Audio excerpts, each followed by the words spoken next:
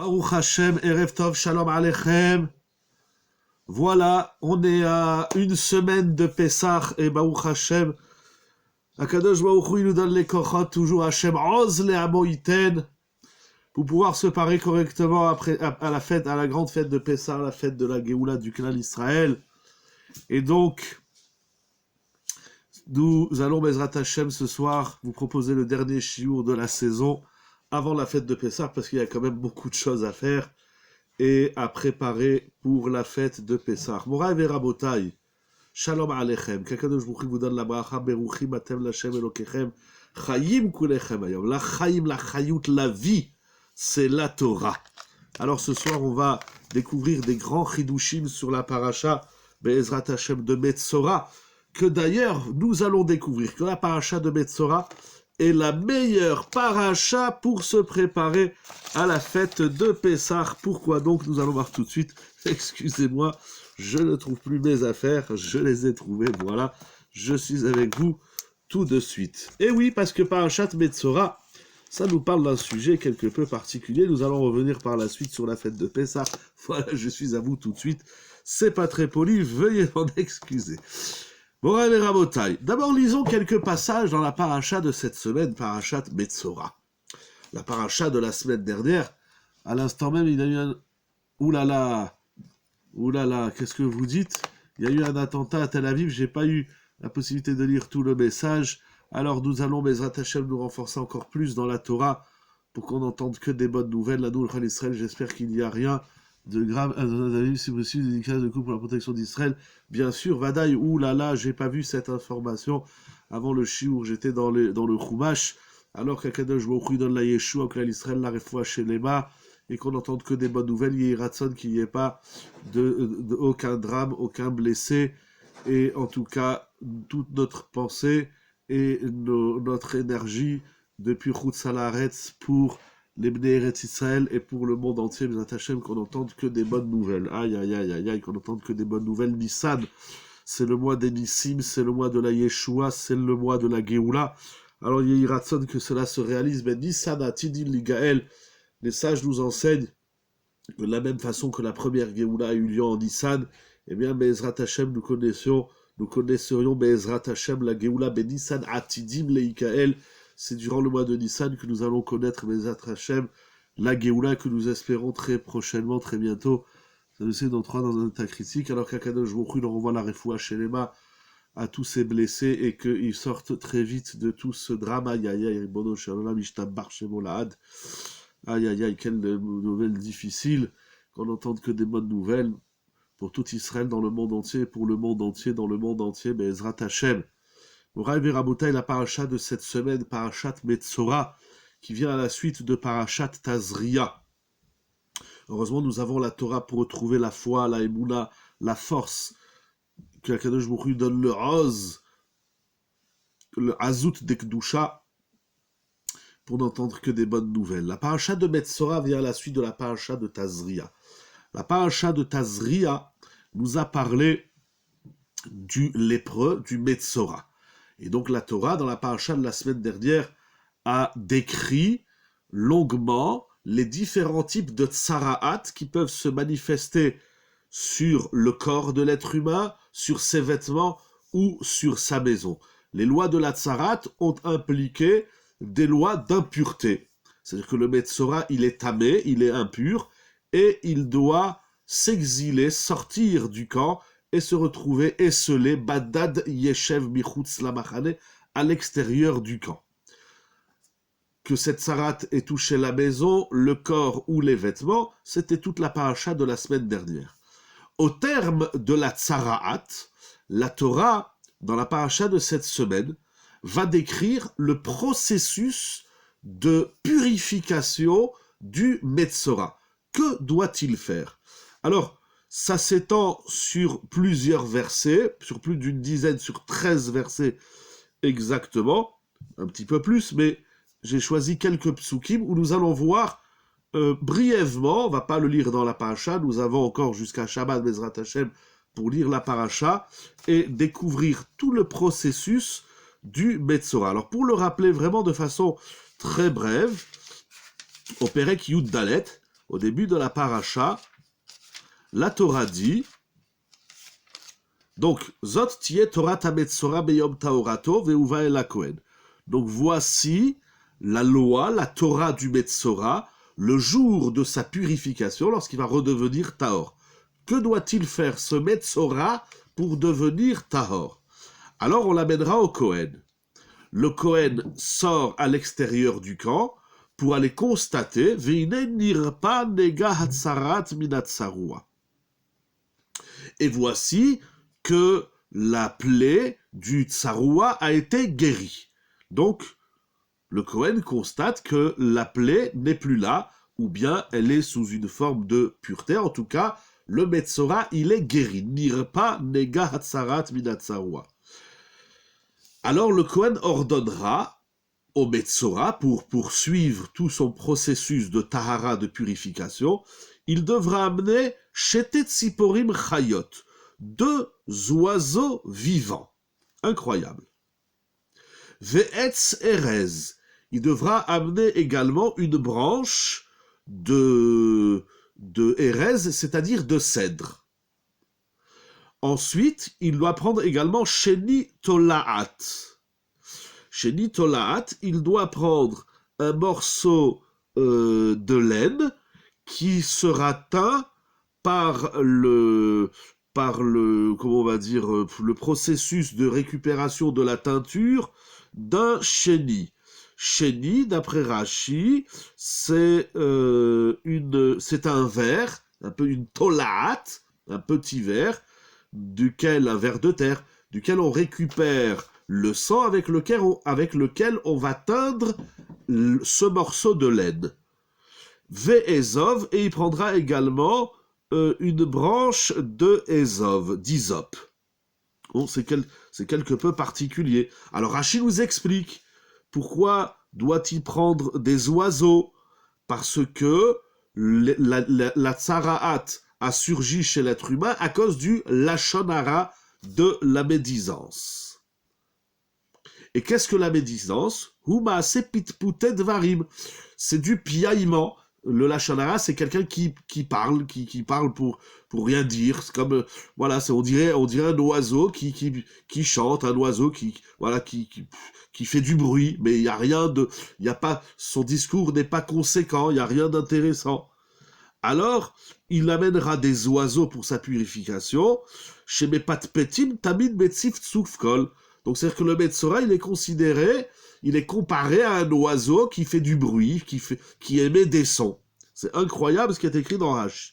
Pourquoi devrait-il prendre une branche de cèdre? Nous dit Rashi, parce que la tsaraat surgit chez l'homme à cause de l'orgueil. Donc, puisqu'il était orgueilleux, il doit amener du bois de cèdre. Le cèdre, c'est un grand arbre. Ushnitolaat ve'ezov. Pourquoi doit-il prendre un morceau de laine teint avec ce ver de terre et une feuille d'hysope? C'est pour dire au Metzora par quel moyen va-t-il corriger et guérir sa tsarat? Eh bien, il devra rabaisser son orgueil, tel le ver de terre, et tel l'hysope, c'est une petite plante qui pousse proche du sol. On continue dans les psukim. Alors là, je vais un petit peu plus loin au chapitre. Oui, alors qu'est-ce qu'on fera avec les oiseaux? Alors un oiseau on lui fera la shrita, et l'autre oiseau, on le libérera. Voilà. Et celui dont on a fait la shrita, il fera la shrita et il versera le sang dans l'eau pure qui se trouve dans un ustensile. Il faut au moins un révit, il dit Rashi, il trempera l'oiseau il fera la shrita dans cet ustensile qui contient cette eau. C'est incroyable. Ensuite, il prendra l'oiseau vivant avec le bouquet du bois de cèdre, du chénitolat et du lysope. Il trempera tout ça dans le sang de l'oiseau duquel on a fait la shrita. Ça me paraît un peu difficile, bien évidemment, à comprendre tout cela. La Torah dit, qu'est-ce qu'on fait avec tout ça? Veïsa. Donc le Kohen, il prend ce bouquet composé d'un oiseau, d'une branche de cèdre, de l'hysope et du chénitolat, et il aspergera sur le Metzora. 7 fois. Sheva Pe'amim. Ainsi, le Metzora est devenu pur. Et l'oiseau qui est resté vivant, on le renverra, le Kohen le renvoie et il va sur les champs. Très bien. On continue. Ensuite, il devra laver ses vêtements, vechibes habitaer et begadav, et il devra se laver, verachatz va se laver, il devra faire un mikvé, et il sera, vegilach et kol searo. Il devra également raser ses cheveux et tous les poils de son corps. Très bien. Ensuite, au chapitre toujours 14, verset 10, le 8e jour, donc il va rester comme ça 7 jours, le 8e jour, il prendra shene kevasim temimim, 2 agneaux, vekavsa achat, et une brebis âgée d'1 an, avec une quantité d'huile, qui s'appelle un log. Et qu'est-ce que le Kohen... Donc c'est les korbanot, les sacrifices du Metzora. Qu'est-ce qu'il fera? Le Kohen, il fera les sacrifices. Ensuite, au verset 14, je saute quelques versets, le Kohen prendra le sang du korban hacham et il les mettra sur le lobe droite de l'oreille du Metzora, de l'oreille droite, et sur le pouce de sa main droite et le pouce de son pied droit. Donc vraiment, on va dire, le Metzora, il est badigeonné de toute cette mixture sur son oreille, sur le pouce, sur le pouce droit et sur le pouce du pied droit. Incroyable. Ensuite, le Kohen prendra un log d'huile, donc ça c'était l'aspersion de sang. Ensuite, le Kohen prendra une quantité d'huile, il y a toute une façon dont il doit la prendre, il trempera son doigt droit dans l'huile, qui est sur la main gauche, et il aspergera 7 fois devant Hachem. Du restant de l'huile, il mettra sur l'oreille droite du Metzora, sur Bohen Yado Aymanit ou Bohen Raglo Aymanit, sur sa main droite et son pied droit. Le restant de l'huile, il le versera sur la tête du Metzora.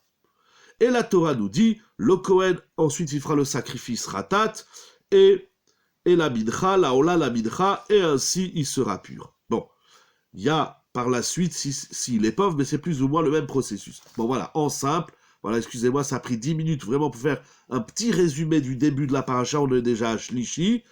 Il y a quelque chose qui me surprend chez ce Metzora. Nous avons un homme qui a fait de la tsara, du lachon hara. Quel est, et suite à ce lachon hara, qui est lié également à son orgueil, tel que le dit Rashi, Akadosh Baruch Hu lui envoie de la tsaraat. Ok, pour qu'il fasse un travail de tchouva, de réflexion, etc. Ensuite, pour sortir de sa tsaraat, il y a tout un processus quelque peu, j'aime pas dire bizarre parce qu'on parle de la Torah, mais qui me surprend, et ce à 2 points. Premièrement, à quoi correspond, quelle est la symbolique, si on peut ainsi dire, de tout ce processus? Je le dis vraiment de façon, pour synthétiser, il doit, pour être purifié, il lui faut 2 oiseaux, une branche de cèdre, de la laine teinte par le sang d'un ver de terre, une branche d'hysope, une aspersion du sang, une aspersion de l'huile, des sacrifices, khatat, hacham et ola, et une mincha, une offrande, et enfin l'aspersion d'huile, plus les lieux bien précis, c'est-à-dire sur le lobe de l'oreille, la main droite et le pied droit, et le restant de l'huile, on lui verse sur la tête. C'est comme ça qu'on corrige. Alors, Rashi nous a dit, il y a du symbolique, il y a de l'idée derrière. Ok, mais aujourd'hui, par exemple, comment on fait tchouva sur le lachon hara? Eh bien, d'abord, on va demander pardon à la personne, en général. Ensuite, on va apprendre les lois du lachon hara. On va encourager autour de nous de ne pas dire du lachon hara. On va apprendre à se taire, à ne pas dire du mal sur les autres. On va apprendre à regarder que le bien, mettre en avant les qualités de l'autre, etc., etc. C'est des choses qui s'entendent. Quelqu'un qui a dit du lachon hara, il faut qu'il apprenne à se taire, il faut qu'il apprenne à dire du bien. Tout ça, c'est des choses que j'entends. Mais à quoi ça correspond tout ce processus, qu'est-ce que c'est tout ça? Qu'est-ce que c'est? C'est la Torah. Alors je ne vais pas dire des mots, des mots, voilà, mais soyons, encore une fois, c'est la Torah, on va essayer de comprendre une idée, bien évidemment, mais ça paraît bizarre, ça paraît... Déjà, la Torah, elle n'est pas toujours, on va dire, elle correspond pas toujours à l'esprit de l'homme, mais bon, Kadosh Baruch Hu nous dit, il faut pas manger du cochon, bon, on comprend pas, mais bon, mais là, c'est vraiment... Je sais pas, j'ai peur de dire des mots sur mon interrogation, qui est simple, et Mefarshim, il la soulève déjà, bien évidemment. Dans le pshat, peut-être que les oiseaux, c'est le symbole de la plaillerie. Trop parlé. Oui, tout à fait, c'est ça que j'ai ramené au début. Rashi dit que le Metzora, celui qui dit la Shonara, c'est quelqu'un qui parle trop, et il est comme un oiseau qui ne fait qu'émettre des sons. C'est incroyable. Mais c'est comme ça qu'il faut faire tchouva de... Aujourd'hui, on n'a pas tout ça. On n'a pas tout ce processus de purification du Metzora. Alors, comment s'identifier avec ces 13 psukim que j'ai lus? En vérité, il y en a une vingtaine. Mais c'est quoi tout ça? Qu'est-ce que c'est tout ça? C'est quoi? C'est quoi se faire asperger avec du sang, et puis après de l'huile, et on lui verse l'huile sur la tête? Ok, on comprend dans la Torah, c'est pas ça que... Je veux pas expliquer qu'est-ce qu'elle nous dit la Torah, je sais pas, c'est divin, mais si Akadosh Baruch Hu, il demande à l'homme, pour sa purification, il lui demande tout ce tahalir, toute cette démarche, c'est qu'il y a quelque chose. Et puis, d'autant plus que de nos jours, nous n'avons plus tout ça. Alors qu'est-ce que nous devons comprendre de ces psukim, de ces deux premières montées de Metzora, à notre niveau, certes, mais en fonction de l'homme d'aujourd'hui? Qu'est-ce qu'on doit comprendre de tout ça? Imaginez quelqu'un qui a fait une avera, chasvé shalom, et puis il va voir le Rav, il lui dit que votre Rav, j'ai fait une avera. Alors le Rav, il lui dit, amène-moi 3 feuilles de menthe, un peu de persil, et une branche de cèdre, et amène-moi 2 oiseaux, et Rav, je vous ai pas demandé comment on fait cuire du poulet et quelle épice on lui met. Vous comprenez ce qui est gênant. Voilà. Je le dirai une seule fois, mais ça paraît carnavalesque. C'est du carnaval, tout ça. Mais comment? Certainement pas, Razvé Khalila. Il y a peut-être une décortification du travail des mitzvot. Alors oui, il faut comprendre chaque étape et chaque détail de cette mitzvah. Alors Rashi le fait. Les Mefarshim travaillent longuement, les Midrashim vont expliquer. Mais alors regardez, je vais passer à ma deuxième question pour comprendre en vérité qu'est-ce qui me gêne le plus. Voilà, je n'osais pas le dire comme ça, mais voilà, c'est un peu, on dirait un druide, exactement, les Avdil, ben Kodesh lechol, ben Ataor ve'atame, mais on dirait, voilà, qu'il va chez un druide et qui lui prépare une espèce de soupe ou de potion. Je sais pas, c'est la Torah qui est divine, qui est sechel, qui est profonde. On attendait à quelque chose d'autre que cette cuisine.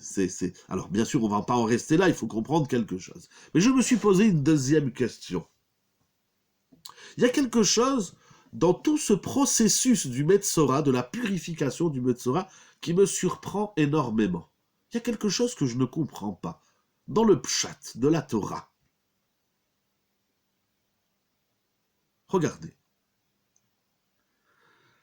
Cet homme doit amener des oiseaux, donc comme on l'a vu, mais je ne comprends pas quelque chose vraiment. La question, elle est tellement simple que je n'arrive pas à le dire. Mais regardez.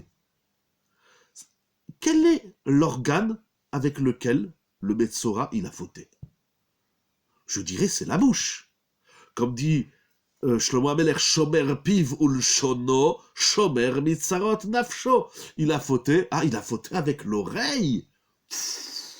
Pourquoi il a fauté? Celui qui écoute du Lashon Hara faute avec l'oreille. Mais celui qui médit, le Baal Lashon Hara, le journaliste qui nous fait du Lashon Hara toute la journée, avec quoi il faute? Avec sa bouche. Alors je ne comprends pas. il s'entend aussi. Pour dire du Lachon Hara, il n'a pas besoin de s'entendre. Il y a une Shelas, le Chafetz Chaim en parle, celui qui écrit du Lachon Hara. Mais tout ça, c'est le travail de la parole. Si je vous demandais, soyons honnêtes, juste 2 petites secondes, si quelqu'un vient vous dire, regarde, j'ai un vice, je dis du Lachon Hara sur tout le monde, comment je peux faire comme l'esclave à qui on perce l'oreille?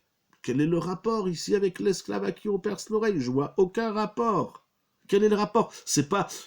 D'ailleurs, c'est pas sur chaque avéra que l'homme fait, c'est parce qu'il a. Mais ça, si vous dites c'est parce qu'il n'a pas écouté Hachem, alors il faut faire ça sur toutes les. Quelqu'un qui transgresse Shabbat, on lui fait rien sur son oreille. Quelqu'un qui mange pas kasher, on lui laisse son oreille tranquille. Mais regardez, il y a quelque chose qui me gêne. Quelqu'un vient vous voir, soyons honnêtes, tous ensemble. Quelqu'un vient vous voir, il vous dira, Kvod Harabanit, je dis du Lachon Hara tout le temps, je sais c'est grave. Comment je fais pour corriger le Lachon Hara? Je crois qu'en général, on va lui apprendre à se taire. On va dire, apprends, tu vas faire des exercices de silence, tu vas faire des exercices, ou bien tu vas apprendre à dire du bien. C'est tout un travail de la bouche. Alors, il y a quelque chose qui me surprend, c'est qu'ici, la tête passe, sur le Nifnei hiver, il a écouté le Lachon Hara, ce qui initie le Lachon Hara aussi, c'est pourquoi? Quel est le rapport? Mais la faute essentielle, elle se passe avec la bouche. Le problème, c'est le seul organe à l'horizontale dans sa caverne qui faute le plus. Effectivement, d'ailleurs, le Chafetz Chaim dit c'est pour ça que nous avons les lèvres et les dents. Akshboch il a mis 2 barrières, mais la faute du Lachon Hara. Avec quoi on fait du Lachon Hara? Avec la bouche. Alors, ok, il faut voir des choses, il faut entendre des choses, il faut répéter des choses. Mais le Lachon, d'ailleurs, comme son nom l'indique, Lachon Hara, Motzi, Shemra, il sort de lui une mauvaise réputation sur l'autre. En simple, avec quoi on fait du Lachon Hara? Avec la bouche. Alors bien sûr, mais comme dans toutes les avérotes, tout le corps, quelqu'un qui mange pas caché, avec la bouche, avec la langue, il y a quelque chose qui me surprend dans tout ce processus. Pourquoi on lui verse sur la tête, l'oreille, la main droite, le pied droit, il faut des oiseaux, il faut de la laine, tout ça c'est magnifique, il n'y a pas de problème, on va essayer, non pas de comprendre, on va pas expliquer la Torah, mais on va essayer de tirer une idée. Mais elle est passée où la bouche? Moi, j'aurais dit, alors si déjà on doit lui faire un exercice physique, eh ben, je lui dis, tu vas manger un pot de moutarde, ou de harissa, ou de réfort, ou bien tu vas te mettre du scotch sur la bouche pendant 1 semaine. Il y a tellement de choses à faire sur la bouche. Mais pourquoi la bouche ne figure pas dans le processus de réparation et de purification du Metzora, dont sa faute essentielle est le Lachon Hara. Et je vais plus loin dans ma question. Je rajoute un point important. C'est écrit dans Bereshit. Dans le Lachon Hara, il n'y a pas de tête. Alors, encore pire, donc vous rajoutez dans la question. Il n'y a pas de tête. C'est qu'une question de parole. Alors pourquoi on va lui faire un exercice dans son corps, sa tête, son oreille, sa main? On peut dire que c'est toutes les étapes du corps, mais la langue ne figure pas. La bouche ne figure pas dans ce processus de purification. Et je voudrais rajouter un point important dans cette question. Il est dit dans le livre de Bereshit que Akadosh Baruch Hu a ordonné à Adam Arishon de ne pas consommer un fruit.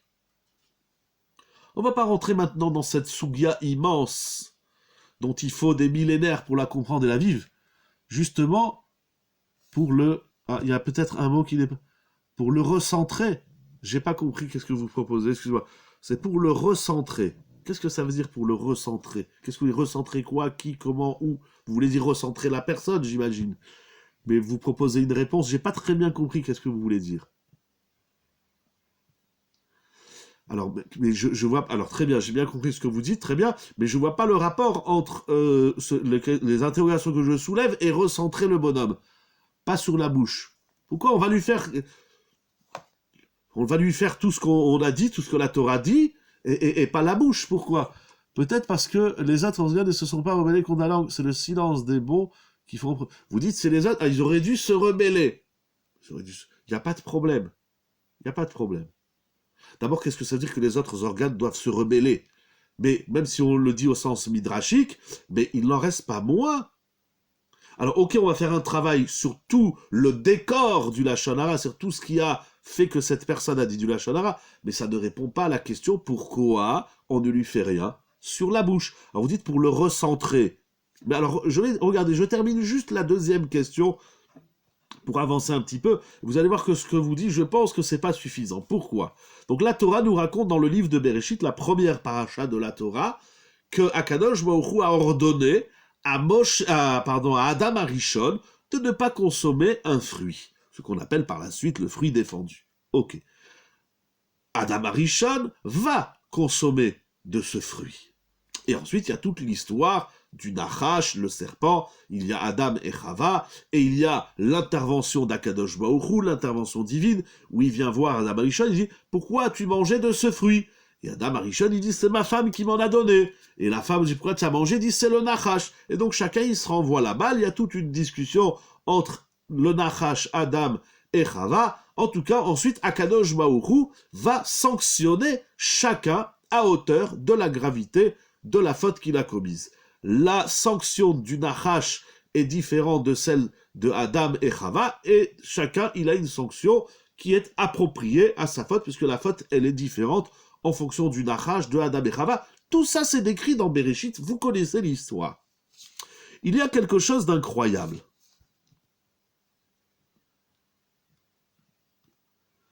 Incroyable.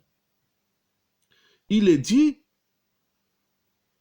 dans Bereshit, Perek Gimel, il dit Rashi, d'abord le pasuk, pardon. Il dit Rashi, pardon, avant Rashi. Je cherche le pasuk, Vatikam Vatochal. Donc Chava mange le fruit, elle prend le fruit, elle le mange. Vatiten gam leisha ima veyochal. Je suis dans Bereshit, chapitre 3, verset 6. Donc Chava prend le fruit, après qu'elle a été séduite par le Nachash, elle va manger le fruit et elle va en donner à Adam Arishon, à son mari. Et la Torah dit quelque chose d'incroyable. Vatipa karna ene shenehem. Adam et Chava, après qu'ils aient consommé ce fruit, leurs yeux s'ouvrent littéralement. Ou leurs yeux selon Kelos, selon Rashi, leur esprit s'est ouvert. Ils ont eu de la chorma. Incroyable. Vayedeu ki erumim hem. Ils prirent connaissance de leur nudité. Est-ce que c'est nudité physique? Rashi dit non. Ils prirent connaissance qu'ils se sont dénudés de la mitzvah. Ils avaient un ordre de ne pas manger le fruit et ils vont manger le fruit. Donc ils vont se déposséder, se dénuder de la mitzvah. Comme ça, Rashi traduit, c'est incroyable. Rashi, c'est pas une question de corps couvert, de pudeur ou de discrétion, c'est ils se dénudent de la mitzvah. Comme ça, il dit Rashi. Nitartelu emena. Donc c'est qu'Adam et Chava, ils prennent conscience, ils ont dit, ouïe, ouïe, ouïe, qu'est-ce qu'on a fait là? On a transgressé l'ordre divin. Qu'est-ce qu'ils font? Qu'est-ce qu'ils font? Vaitperu aleteena. Ils vont coudre des feuilles de figuier. Vous avez déjà vu un figuier. Le figuier a des feuilles très larges, très, très imposantes. Si la langue du Motsi-Shemra avait porté toute la punition, on aurait pu croire que seul c'est un... Non, encore une fois. Regardez, je finis juste... Bon, encore une fois. Je ne dis pas que la langue, ça doit être la seule qui doit être punie. Mais je ne comprends pas pourquoi la langue, elle subit rien du tout. Vous me dites, il y a tout un contexte du Lachon Hara. J'entends. Mais pourquoi la langue n'est pas punie? Pourquoi la langue, elle ne subit rien du tout? Moi, je lui aurais mis 1 kilo de moutarde de Dijon. Extra forte. Je lui aurais mis du scotch pendant 1 semaine sur sa bouche. Ok, l'oreille, les mains, les pieds, tout ce que vous voulez. C'est vrai que Oler Rachil, celui qui porte, il va, comme dans la Torah, il est Oler. Donc même les pieds ont participé. Mais ça ne répond pas pourquoi la bouche ne subit rien du tout. De ne pas parler, mais de parler... Alors, très bien, mais d'abord, on punit, on donne une sanction, et ensuite... Mais la même chose, l'oreille, c'est interdit d'entendre des mauvaises choses, mais il faut entendre des bonnes choses. Ça ne répond pas à ce que vous proposez. Et j'ai pas fini ma deuxième question. Qu'est-ce qu'ils font Adam et Chava après avoir pris connaissance de leur nudité physique ou de leur nudité de mitzvah? Ils vont coudre des feuilles de figuier. Et ils vont en faire Vayasu lahem chagorot. Ils vont en faire des tabliers ou des ceintures pour se couvrir. Alors si c'est une nudité physique, ils prennent conscience de leur corps dénudé, je comprends maintenant, ils se couvrent. Mais s'ils sont dénudés de mitzvah, qu'est-ce qu'ils font avec les feuilles de figuier? Il dit Rashi quelque chose d'incroyable. Une règle fondamentale dans toute la Torah. N'oublions pas que nous sommes dans Bereshit. Et tout ce qui est écrit dans Bereshit, ce sont des règles et des notions qui sont valables pour toute la Torah. Il dit Rashi, pourquoi des feuilles de figuier? Ou ha'etz she'achlu mimenu? Parce que le figuier, c'est l'arbre qu'ils avaient consommé. L'arbre interdit à la consommation, c'était de la figue, il dit Rashi. Regardez Rashi, chapitre 3, verset 7, dans Bereshit. Adam et Chava n'avaient pas le droit de manger de la figue. Akadosh Baruch Hu leur a dit ne mangez pas le figuier. Étant donné qu'ils ont commis la faute par le figuier, il fallait qu'ils réparent leur faute par le figuier. Et il dit Rashi, Bedavar shenit kalkelu, bo nitkenu. Il dit Rashi un grand principe fondamental. La chose que tu as abîmée, c'est celle-là que tu dois réparer. Étant donné qu'ils ont fauté avec le figuier, ils doivent corriger le figuier. C'est très profond à comprendre. Je vois de Rashi une règle fondamentale. Dans la Torah, dans la vie, les choses qu'on abîme, ce sont les choses qu'on répare. Imaginons, un ami te prête un vélo, tu dis prête-moi ton vélo. Et puis bon, ben tu l'as mal garé, ou bien tu n'as pas fait attention. Le vélo, il est abîmé. Tu as crevé les pneus, tu as cassé les freins. Ou bien carrément, on t'a volé. C'est Yesod Atsum Shel Kol HaOlam. Shel Kol HaTorah et Shel Kol HaOlam. Est-ce que tu as vu Rashi? Est-ce que vous avez vu Rashi? Regardez ces mots incroyables de Rashi. C'est Gemara dans Sanhedrin Dafaïn Amoud Bet. Alors maintenant, tu vas voir le propriétaire, tu dis excuse-moi, le vélo, je viens te le rendre. Bon, alors si tu lui rends le vélo cassé, il va dire excuse-moi, je t'ai donné un vélo. Pourquoi il est dit ailleurs qu'on ne connaît pas le fruit pour ne pas s'attaquer à l'arbre? Je suis dans Rashi. Bonne question, mais je prends le Yesod de Rashi. Laissons maintenant la grande souya de l'arbre interdit. Ça, vous avez vu Rashi? Regardez Rashi, rendez-moi un service. Vous allez voir les mots de Rashi, la lumière qui sort. C'est extraordinaire. J'entends votre question, j'ai pas de réponse, mais le sujet de ce soir, c'est pas l'arbre défendu, le fruit défendu. Alors, maintenant tu vas voir le propriétaire et tu lui donnes une petite boîte comme ça, une petite boîte, une jolie petite boîte. Tu dis voilà, je te rends ton vélo. Mais tu rigoles ou quoi? Mon vélo, je l'ai payé 1000 €. C'est quoi cette petite boîte? Il t'a dit ouvre. Tu ouvres la boîte et tu vois à l'intérieur une jolie montre. Il dit combien il valait ton vélo? 1000 €, mais je t'ai acheté une montre à 1000 €. Ou voilà un téléphone. Il dit non mais tu rigoles. Tu m'as abîmé un vélo, pas une montre, pas un téléphone, pas je sais pas quoi. Ça veut dire c'est ce qu'on a abîmé, c'est cela même qu'on doit réparer. Je vous relis une dernière fois les mots de Rashi. Bedavar shenit kalkelu bo nitkenu. La chose que tu as abîmée, c'est celle-là même que tu dois réparer. De ce fait, je pose la question, je reviens chez le Metzora et on va avancer, on va essayer de voir une réponse extraordinaire, Moraï Verabotai, un chidouche atsum super puissant, que la puissance de la Torah et de sa lumière et de son énergie et de sa kdusha et de sa tara amène la Géoula dans le monde, Moraï Verabotai. Que des bonnes nouvelles, la Nour Chol Israël. Regardez, il y a ici écrit quelque chose d'incroyable. Donc la question est, étant donné que le Metzora il a fauté par la bouche, alors pourquoi il ne doit pas faire un travail sur sa bouche? Moraï Verabotai, je voudrais vous dire un chidouche atsum. Vous savez pourquoi le Metzora, quand on dit du Lachon Hara, ce n'est pas la bouche qu'on abîme? Ah, voilà. Voilà notre erreur. Ce que vous dites, c'est très bien. C'est très bien. C'est très très bien. La faute du Metzora, la faute du Lachon Hara, c'est pas la bouche. Alors c'est quoi? Où se trouve la faute du lachon hara. Avec quel organe on commet la faute? C'est pas la bouche. Du tout. Où se trouve la faute du lachon hara? Avec quel organe, avec quelle partie de notre être on fait le lachon hara?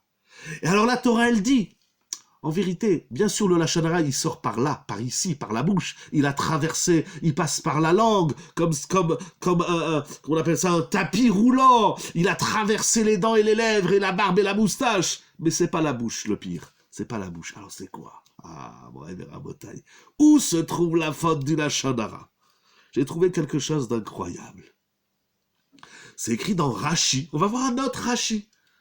La pensée, voilà la réponse. Mais où dans la pensée? Alors on va aller le voir, regardez, on va voir. Rashi, dans Shemot, il dit quelque chose d'incroyable. Maintenant on va aller voir un autre Rashi, on était dans Vaïkra, on est parti dans Bereshit, on revient dans Shemot. Rashi dans Shemot, au chapitre 2. Et là on va voir que le lachon hara, c'est Tazria Metzora, c'est les parachiotes qui correspondent exactement avec toute la précision qu'il puisse y avoir dans le monde, comme un gant, comme une chaussette, ou je sais pas comme quoi, à la sortie d'Égypte. Rashi, dans Parashat Shemot, première paracha du livre de Shemot, au chapitre 2, verset 15, Vaishma Paro. Paro, il entend que Moshe Rabbeinu, qu'est-ce qu'il a fait? Il a tué un Égyptien. Ça arrive aux oreilles de Paro que Moshe, il a tué un Égyptien. Il demande Rashi Kusha Atsuma. Mais d'où Paro, il sait que Moshe Rabbeinu, il a tué un Égyptien? D'où il sait? Paro, il lisait pas le journal. Vous croyez qu'il a rien d'autre à faire que de lire le journal? Il dit Rashi, Hem ilshinu alav. Il y a des gens qui sont venus dire à Paro du lachon hara sur Moshe Rabbeinu. Vous vous rendez compte? Tu veux dire du lachon hara, dis du lachon hara pas sur Moshe Rabbeinu. Il faut être fou pour dire du lachon hara sur Moshe Rabbeinu. On est venu médire à Paro à propos de Moshe Rabbeinu. C'est tout simplement Nora Ve'ayom. Ça veut dire qu'il y en a, je ne sais pas qui est-ce. Est-ce que les Mefarshim disent il faut chercher? Malchinim, le Siftei Chachamim, il dit on ne sait pas. Il y a des délateurs qui sont venus, et on va voir par la suite, Rashi va dire que c'était des Juifs. Il y a des Juifs qui sont partis chez Paro et ils vont médire et colporter sur Moshe Rabbeinu. Mais où on est, Moraï Veramotai? C'est incroyable ce qu'il dit Rashi. Et ils vont lui dire à Paro, tu sais, Moshe Rabbeinu, ce jeune homme qui a grandi chez toi, eh bien c'est lui qui a tué un Égyptien. Les Malchinim, les délateurs, nous avons une tfila, une bénédiction dans la prière de tous les jours dans la Hamida, on dit la minim ve la malchinim al tei tikva. On demande à Kadosh Baruch Hu que les délateurs ne connaissent aucun espoir. C'est incroyable cette bracha. Il ne reste pas beaucoup de temps, on ne va pas en parler ce soir, mais Vaïvakesh la roget Moshe. Qu'est-ce qu'il fait Paro, le rachat? Il entend du lachon hara sur Moshe Rabbeinu. Qu'est-ce qu'il fait? Au lieu de défendre l'enfant que lui-même il s'est occupé depuis une vingtaine d'années, c'était un enfant qu'il a pris à charge. Qu'est-ce qu'il fait? Il décrète la peine de mort sur Moshe Rabbeinu. Paro, il est fou. C'est un rachat. Il entend du lachon hara, il prend la décision dans l'autre oreille, de l'autre côté, de tuer Moshe Rabbeinu. Mais Paro, c'est pas le seul fou et le seul homme dangereux de l'histoire. Tout lachon hara qui rentre d'un côté, d'une oreille, il nous fait prendre tout de suite, prendre des décisions. Quoi? L'autre, il m'a fait ça. Attends, tu vois ce que je vais lui faire. Incroyable! Il y a dans l'histoire, bien sûr, les Avdil ben Kodesh Lechol, il y a Shaoul aussi qui a entendu du lachon hara, de Doeg, et malheureusement le lachon hara, comme c'est écrit dans tous les Sfarim, le Maharal HaKadosh, le Chafetz Chaim HaKadosh, tous les Sfarim, ils disent que notre exil est jusqu'à la fin des temps, tant qu'on n'aura pas corrigé le lachon hara, eh bien on ne peut pas connaître la Géoula. Pourquoi? Je continue Rashi. Vaivake Basrou, Bessaro, les Sanegoro. Voilà. Non, pardon, pas la suite de Rashi. Le Rashi d'avant. C'est écrit au Pasouk, donc 14. Vaïra Moshe, Vaïomar, Achen Noda Davar. Pardon, j'ai pas eu le temps de lire la question. Si vous voulez la renvoyer. Alors Moshe Rabbeinu, il est étonné. Il dit quoi? Mais maintenant tout le monde sait ce que j'ai fait. Mais c'est bizarre ça. Tout a commencé par cela les anges contre les hommes en premier lieu. Exactement, le Nachash déjà c'est le Lachanara, exact. Moshe Rabbeinu, il est étonné. Il dit quoi? J'ai fait quelque chose et tout le monde est au courant. Achen, mais dans quel monde il vit Moshe Rabbeinu aujourd'hui? Mais mettez Moshe Rabbeinu dans la société d'aujourd'hui, mais il deviendrait fou. Dès que tu fais quelque chose, ça va sur YouTube, ça va sur Instagram, ça va sur Twitter, ça va sur Facebook, ça va sur WhatsApp. Dis, oh, mais calmez-vous. Mais pourquoi tout le monde a besoin de savoir ce que je fais dans ma vie? Qui c'est qui vous a autorisé de diffuser des informations sur ma tête? Moshe Rabbeinu, il est étonné. Achen Noda Davar. Aujourd'hui, quelqu'un, vous faites quoi que ce soit. Des fois, ça m'arrive de sortir en ville pour faire une course ou pour traverser une rue. Je dis, j'espère que personne ne me voit. Je fais rien de grave, je traverse la rue. Mais laissez-moi tranquille. Pourquoi tu as besoin de mettre ma photo de partout? Pourquoi tu as besoin de raconter ma vie à tout le monde? Mon cher Rabbeinu, il est étonné. Il ne comprend pas. C'est pas possible. Qu'est-ce que tu ne comprends pas? Quoi? Tu crois ta vie? Tu crois que tu es un Réchut Hayachid? Tu crois ta vie, elle t'appartient qu'à toi? Vous allez dans la rue, vous promenez des photos, vous les mettez, vous faites des vidéos.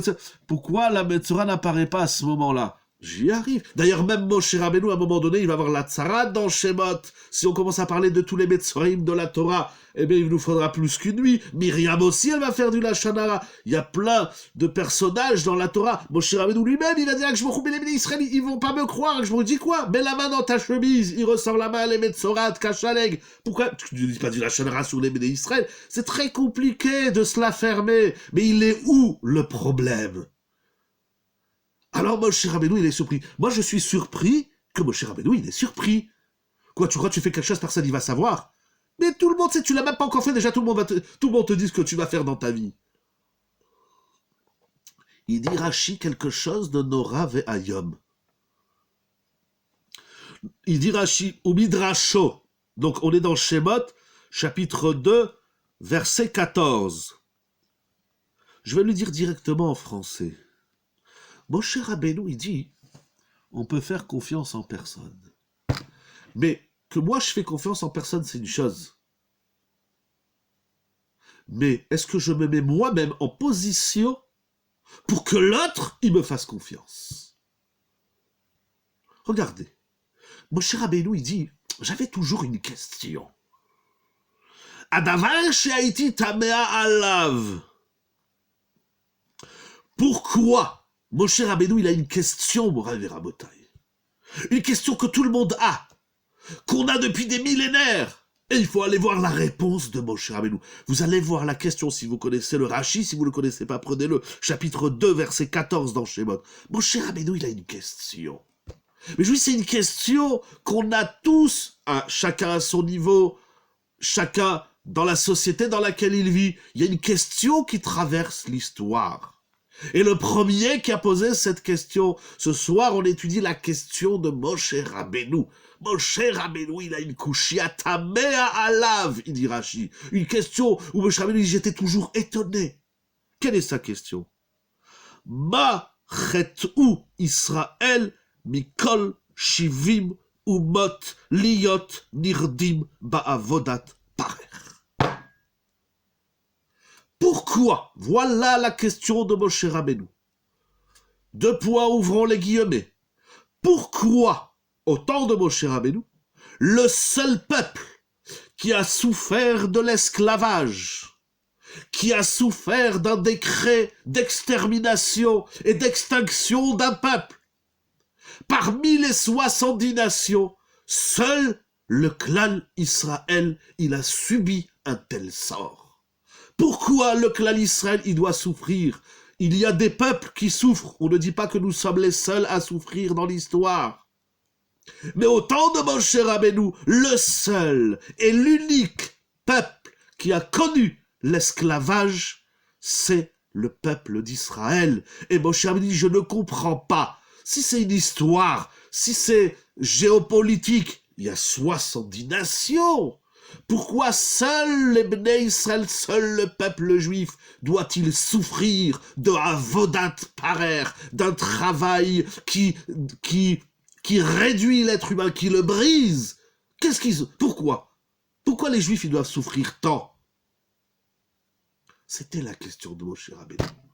Pourquoi la Shoah? Pourquoi l'Inquisition? Pourquoi les draps? Pourquoi les attentats?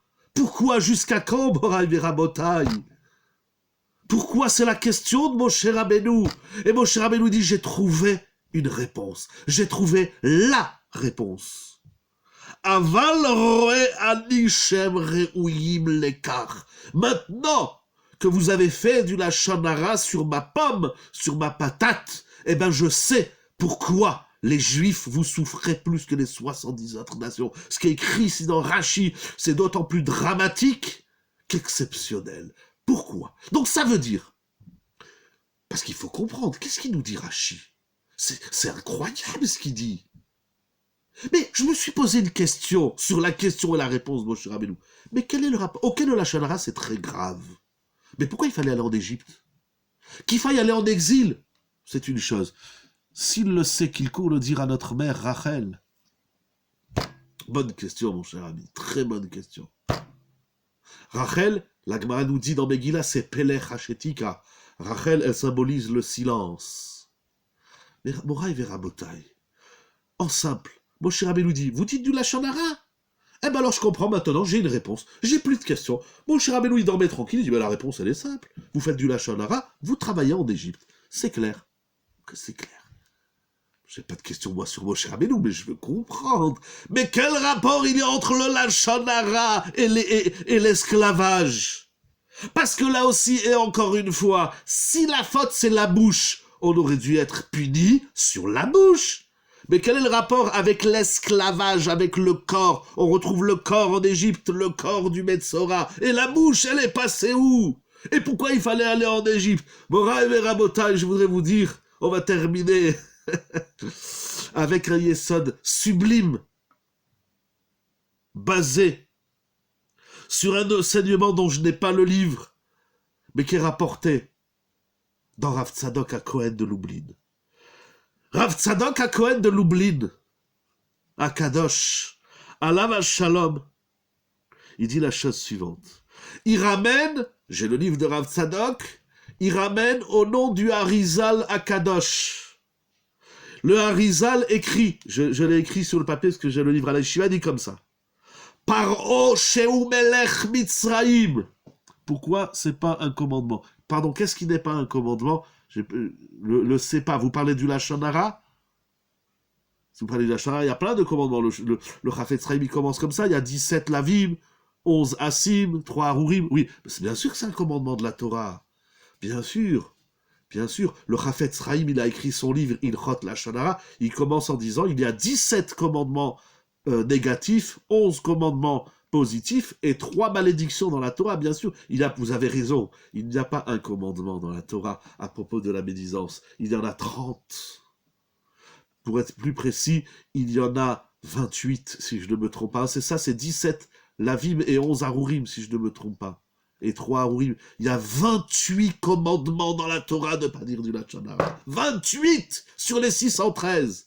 Bon, Rabota, il ne reste pas beaucoup de temps, il faut que je vous dise au moins la réponse, une partie de la réponse.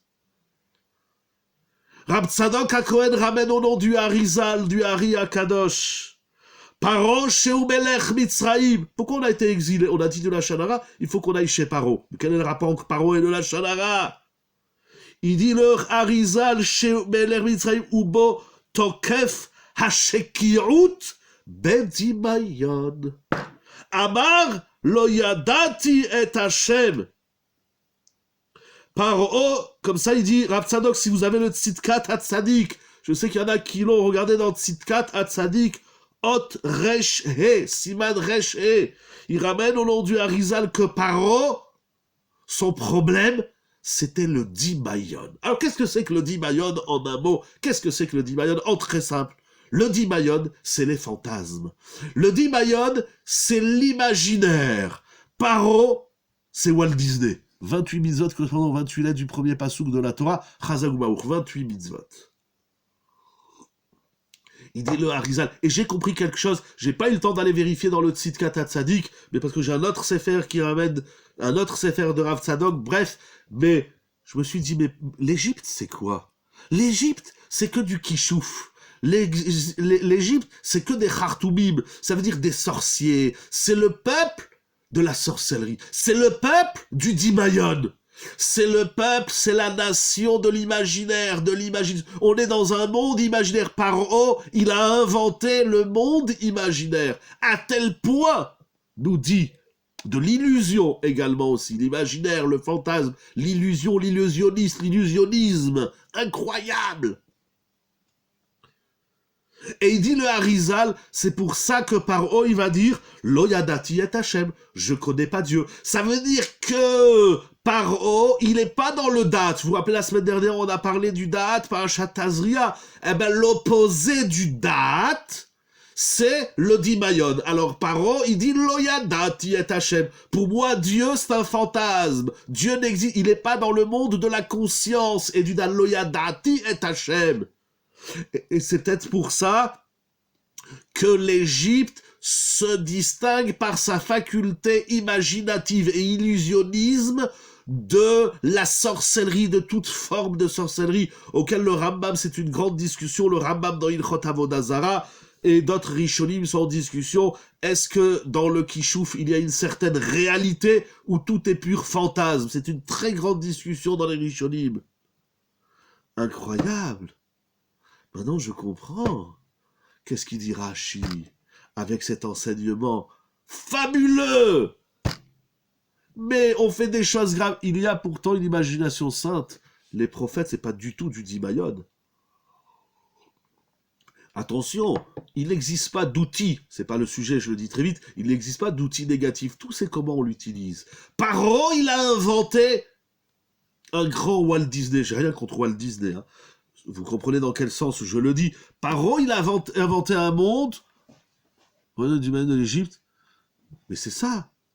C'est pas qu'Hachem nous a noyés dans le Dimayon de l'Égypte. Mais c'est nous qu'on s'est noyés dans le Dimayon.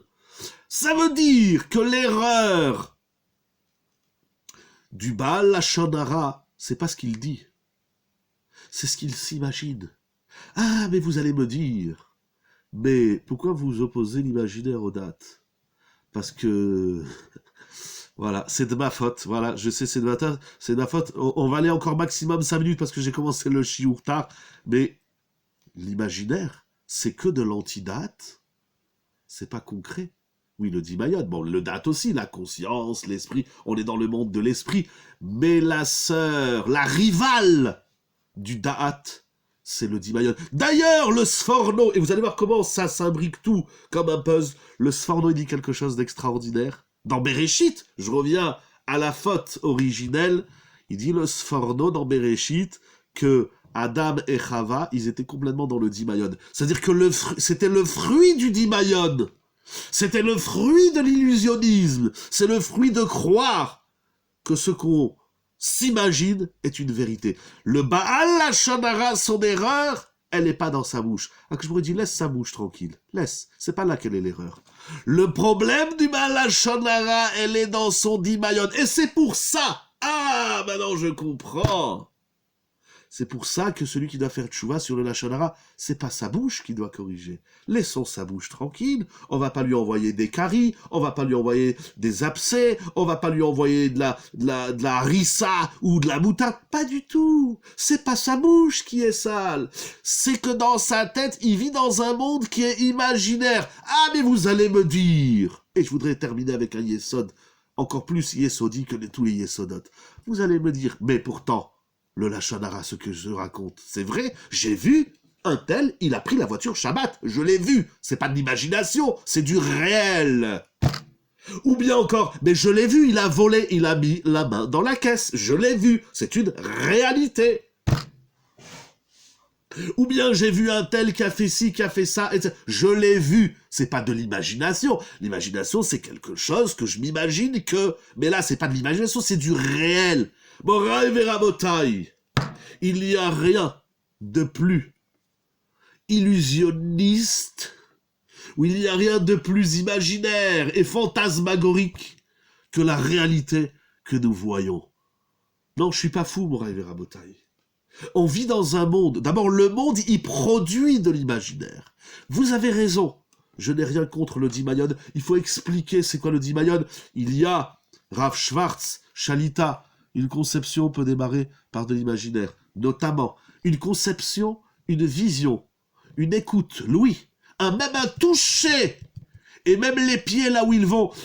Rav Schwartz, d'ailleurs, si je ne me trompe pas, il ramène au nom du Maharal que Dimayon, c'est Adamé.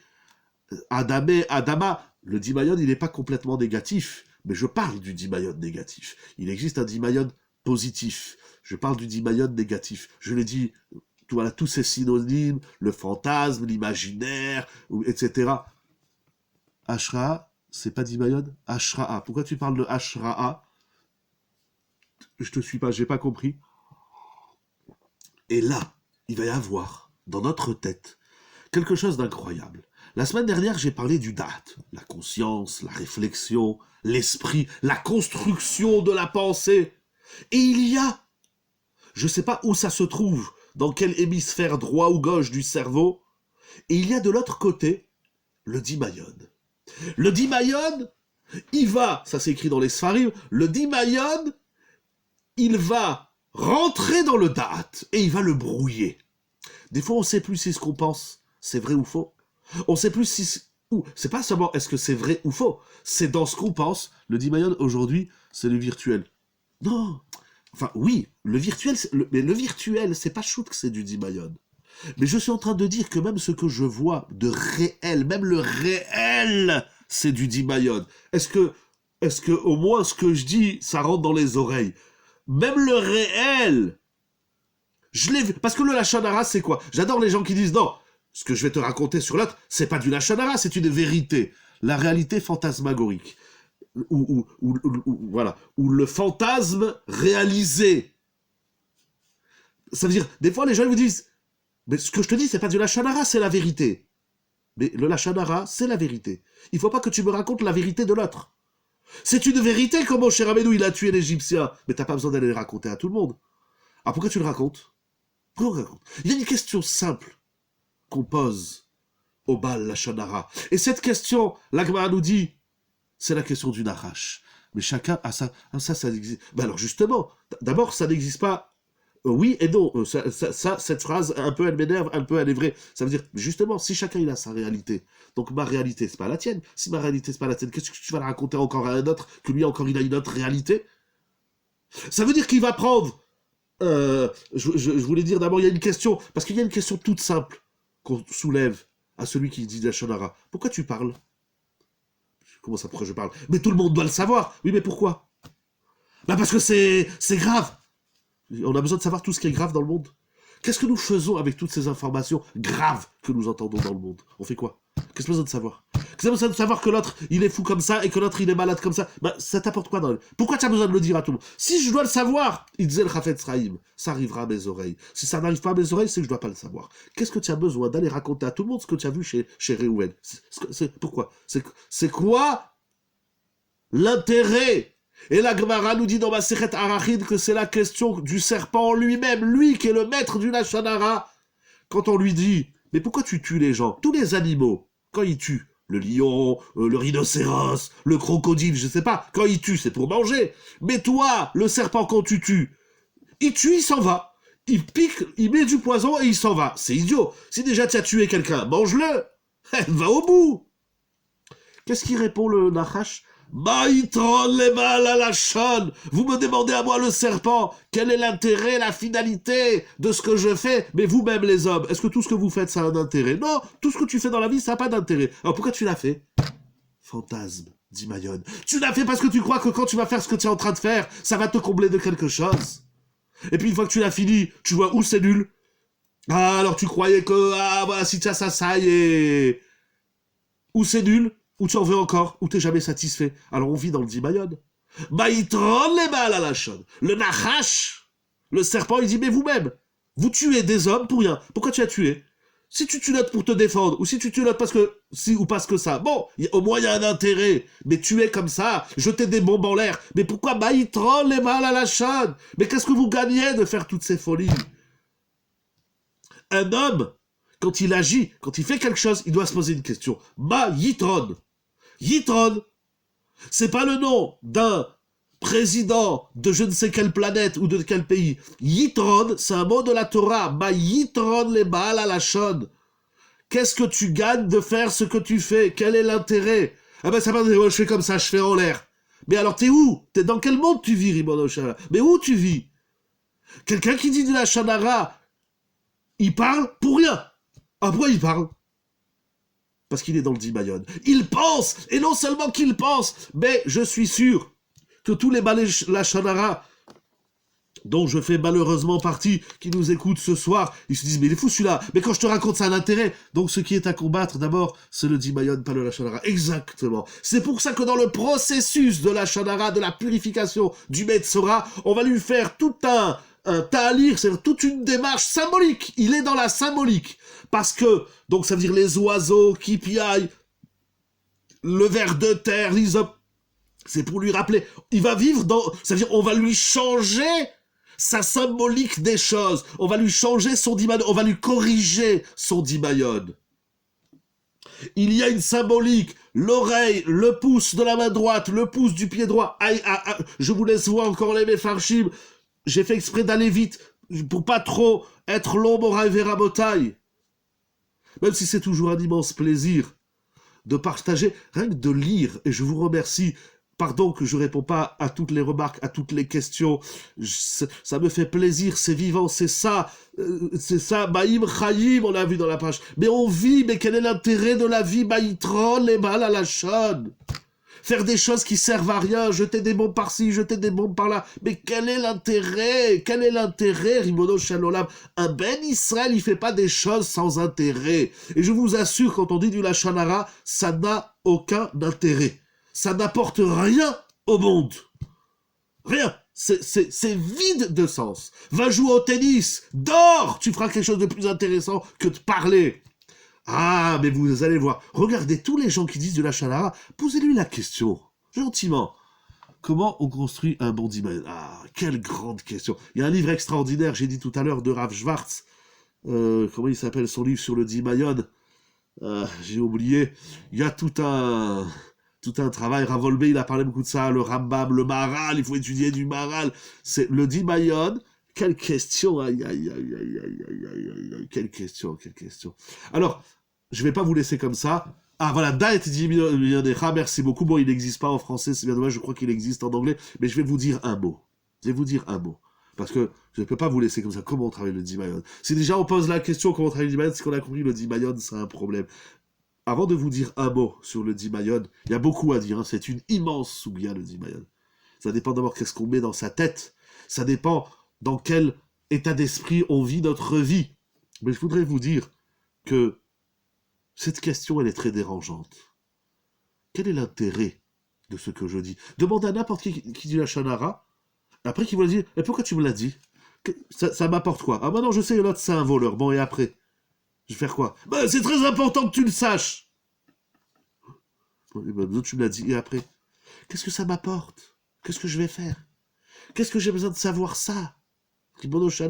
Si je peux apporter... Si tu me dis que l'autre c'est un voleur, alors tu sais quoi? Viens toi et moi on va l'aider qu'il soit plus un voleur. Mais si maintenant c'est pour le pointer du doigt, lui dire que c'est lui, c'est un imbécile... Maïtron. Ah non, mais il va vous expliquer, il va faire des démonstrations soi-disant intellectuelles et blablabla, il va faire tout ça pour vous expliquer. Bon, ben on revient à la question. Pourquoi tu as besoin de me dire tout ça? Et vous allez voir, ça n'a aucun intérêt, si ce n'est qu'un intérêt du Dimayon. Ça a nourri un fantasme de la planète, de tout raconter sur tout le monde. Mais jusqu'où on va aller, mon Ravéramota? Réveillons-nous. Ah, c'est quoi? Comment on travaille le Dimayon? Aïe, aïe, aïe, aïe, aïe, aïe, aïe. Vous prenez le mot dimayon.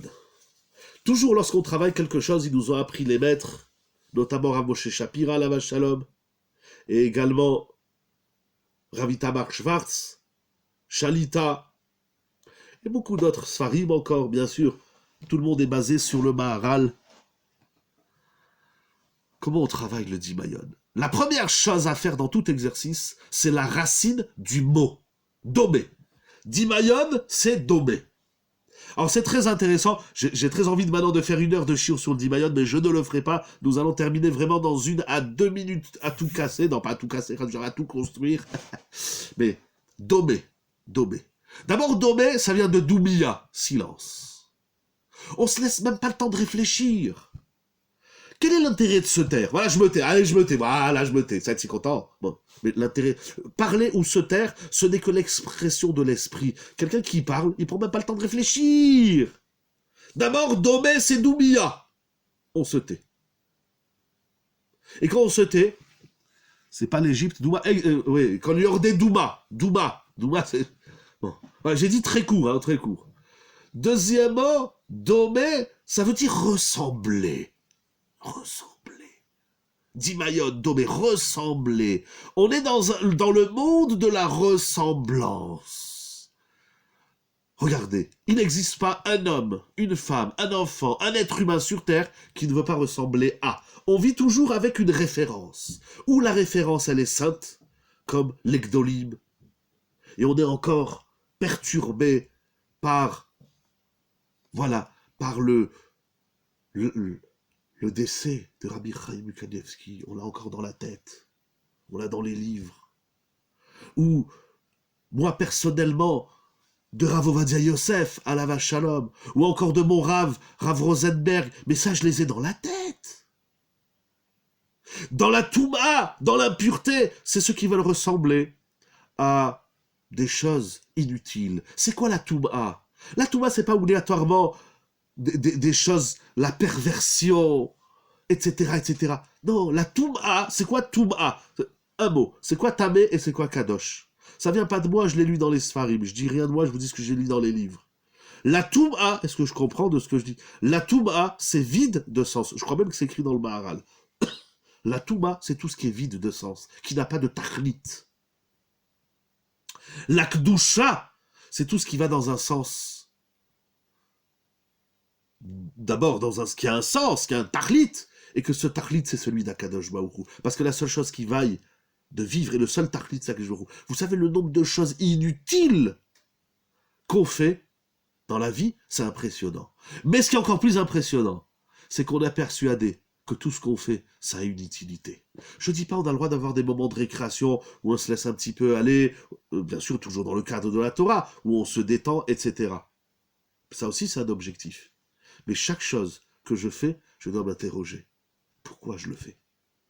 Le Baal Lachon Hara alors il y a des gens qui disent ouais mais je fais rien, voilà, ça sert à rien. Mais en général, l'homme, il est persuadé. Mais pourquoi il veut aller sur Mars, cet idiot? Mais il est complètement débile, ce type. Il est fou. C'est lui qui est fou. Il faut l'arrêter, ce bonhomme. Mais qu'est-ce que tu vas aller faire sur Mars? L'homme est vide. Akadosh Baruch Hu, il t'a mis sur Terre, il t'a pas mis sur Mars, ni sur la Lune. Mais qu'est-ce qu'ils vont faire? Mais ils sont fous, les hommes. Ça n'a aucun intérêt. Et pourtant, lui, il va vous expliquer tous les intérêts que ça. Mais tous les intérêts que tu dis que ça, c'est du dimayon. Maïtron, la Touma, c'est tout ce qui est vide de Yitronout, tout ce qui est vide de sens. Pire encore, la Touma, c'est tout ce qui est vide de sens et que tu crois toi qu'il y a un sens. Ça, c'est la Touma, ça, c'est le Lachon Hara, ça, c'est Mitzraïm, ça, c'est le Kishouf, ça, c'est le Etz Hadaat. Moraï Vera Botaï, face à Kadosh Baruch Hu. Alors, comment on va corriger le Baal Lachon Hara? On va lui changer, on va lui faire une modif dans sa façon de voir les choses. Pourquoi je dois amener un ver de terre? C'est dégueulasse. Non, le ver de terre, c'est dégueulasse parce que c'est comme ça qu'on t'a appris dans ta vie. Mais un ver de terre, c'est pas dégueulasse. Un ver de terre, c'est en bas. Ah, c'est ça que tu n'aimes pas être en bas. Mais toi, quand tu vois le ver de terre, au lieu de voir un truc qui est répugnant, eh ben, regarde très bas et apprends du ver de terre que dans la vie, il faut parfois raser le sol, etc., etc. C'est de la symbolique parce qu'on va lui travailler son dimayon. Domé. Je disais, pour terminer, Domé, dimayon, on a tous besoin d'une référence. On veut tous ressembler à quelque chose. comme l'orteil. Exactement. On veut tous ressembler à quelque chose, à quelqu'un. Comme vous avez dit, à une icône. Avant, il disait à une idole. On veut tous. Il n'y a personne. Après, avec l'âge, avec le temps, on veut soi-même être la chose que tout le monde va ressembler. Alors, est-ce que moi, je suis le ressemblant ou le ressembleur, entre guillemets, bien sûr, mais toute la vie de l'homme, c'est ça. À qui tu t'identifies? À quoi tu t'identifies?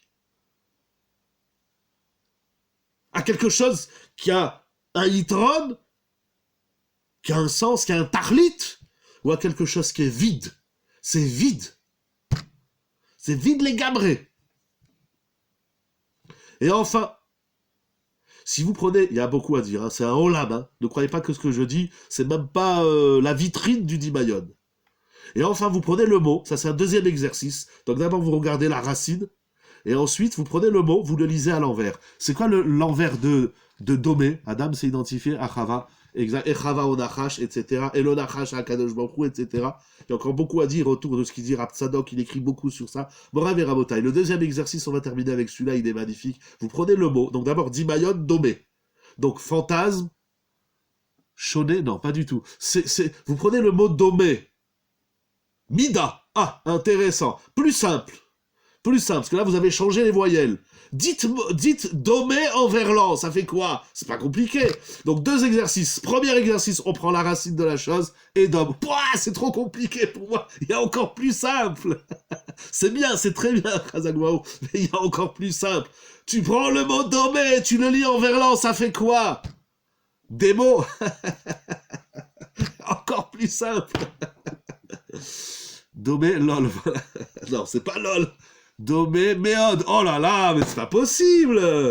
Mais non, et encore plus simple. Domé. Non, c'est très bien ce que vous dites. Domé. Il y a Moed, les fêtes. Les fêtes. Ah, c'est des moments magnifiques. Mode. Oh non, j'aime pas tout ce qui est à la mode. Et le Médo. Oh là là, mais vous avez tout dit sauf celui auquel je pense. C'est pas possible. Tu prends Domé, tu le lis en verlan, ça fait. Allez, nous, Rabotai. Allez, le dernier. Qui est-ce qui va gagner un verre d'eau? Allez, Chaim, Rabotai. Tout le monde gagne les Chaim, bien sûr, avec moi. Tu prends le mot Domé, tu lis en verlan, ça fait modé. C'est pas compliqué. Dame. Oh là là, mais vous allez trop loin. Domé, modé. Le remerciement. Ça veut dire quoi, remercier? Remercier, c'est de comprendre que les choses, elles ont un sens dans la vie. Merci à Kadosh Baruch Hu. Cette semaine, je suis parti voir un homme malade. On est parti avec un ami de la yeshiva, voir notre cher ami Robert.